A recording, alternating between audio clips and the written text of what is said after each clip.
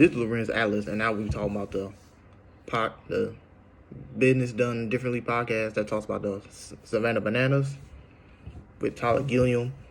And he basically talks about the culture of the team and how they went from being one of the worst teams, I believe, in the league to one of the best in only 3 years, which is incredible. But I want to talk about more about his message, and he talks about the importance of building not only the player, but the player and the person. And I think that's a very important concept as a coach, because most of these coaches be focused on the intangible things, not intangible things, but the tangible things like hitting the baseball or learning how to pitch, learning how to catch the ball. But most of these coaches don't be focus on the intangibles, like the outside things like confidence, mindset, IQ, and etc. And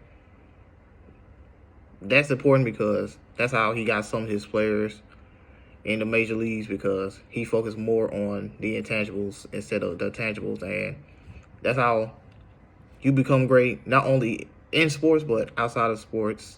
And anything that you do, you focus on the intangibles. And I feel like a lot of people don't really pay attention to that, because they think that physical talent alone can get you to the major leagues, which can be true sometimes. But the all-time greats, like the Tom Brady's, the Michael Jordans, and etc., they have not only tangible things that they can work on, but the intangibles.